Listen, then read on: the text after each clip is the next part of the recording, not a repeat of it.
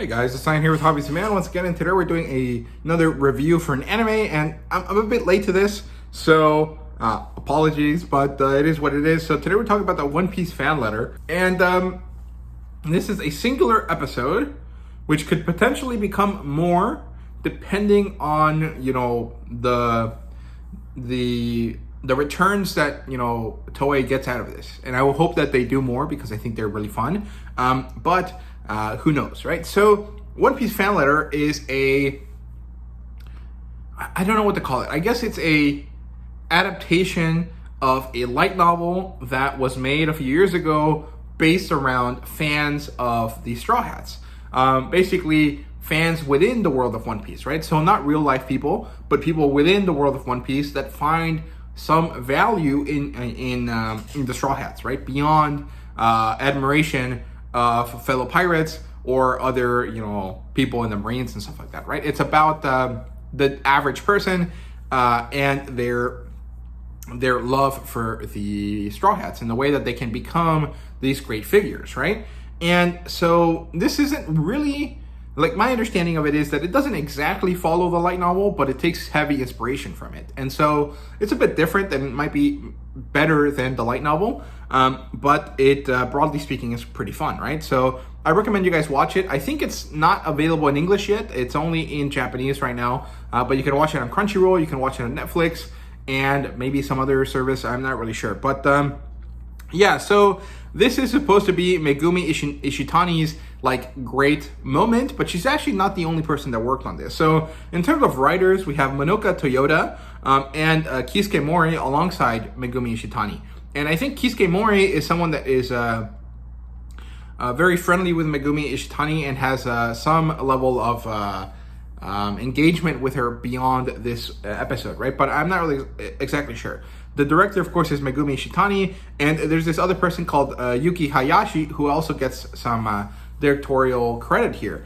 And I think that that's mostly just that those two are the people that animated everything, and so they get the credit for it. And the producer of this is Megumi Ishitani, and I don't know who did the music for this. I couldn't find information about that, but I assume it's the people that work on the music for the main series normally, right? And this released October 20th, 2024, so I'm a month late to this review, but it is what it is. I watched it a few days after it came out. I had other stuff going on, and I decided to wait it out. I eventually did watch it on October 22nd, and man, I think that if I were to sum up my thoughts about this series, or about this single episode, I would say that it's beautiful, simple, and very enjoyable. And I saw a lot of people think that this is the greatest thing ever. I don't necessarily think that. I think this is a very good episode. And there's a lot of value to it because it reflects the fandom of One Piece. It doesn't necessarily deal with the story. It deals with people by creating these characters that love the Straw Hats the same way that real people like us like them, right? And I find that to be very valuable. But I don't necessarily think that this story is the greatest thing ever. It's very simple, right? And it's executed well. It looks beautiful, but there's nothing really truly deep about it, if that makes sense.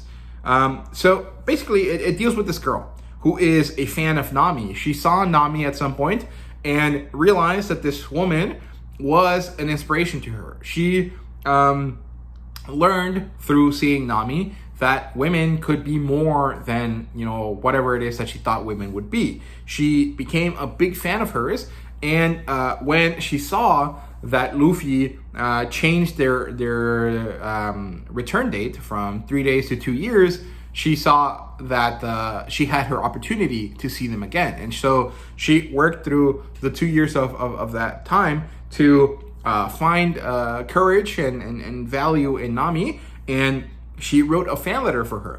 And now that the day is approaching for them all to reunite, for the Straw Hats to reunite, she wants to find Nami and give her this letter.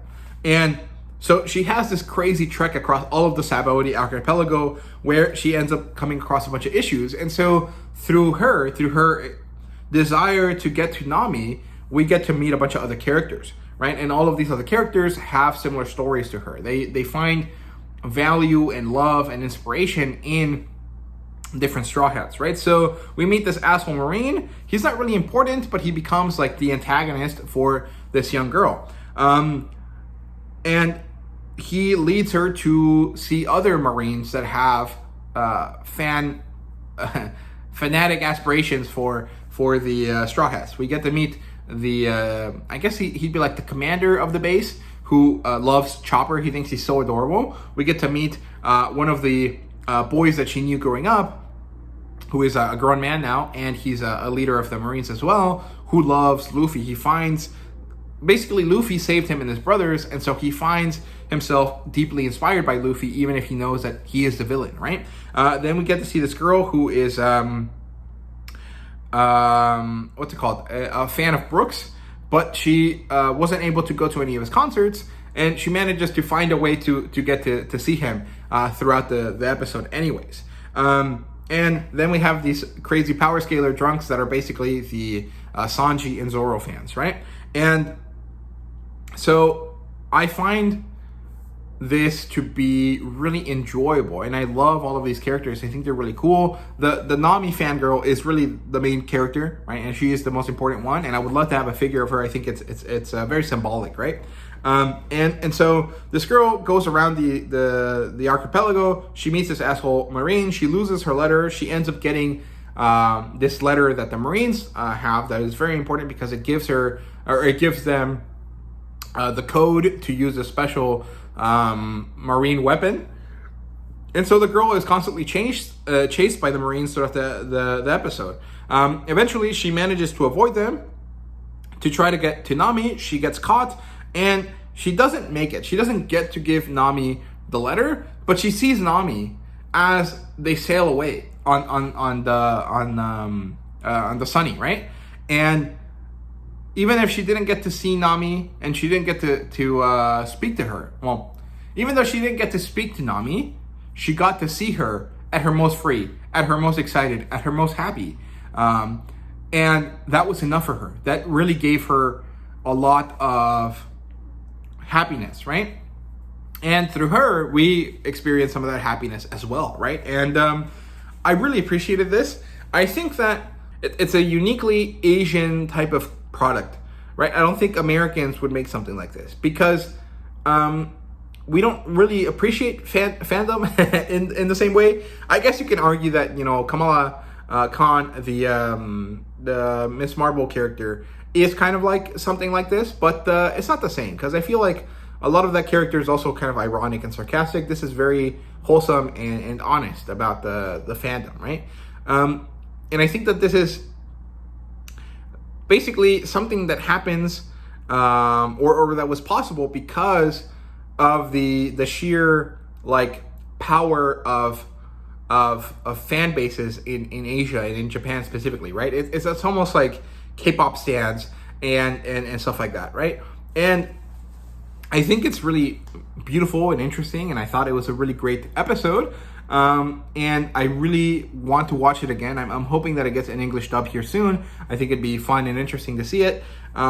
Be in English, right? But there really isn't too much else to say. I mean, it was beautiful, it was fun, it was enjoyable.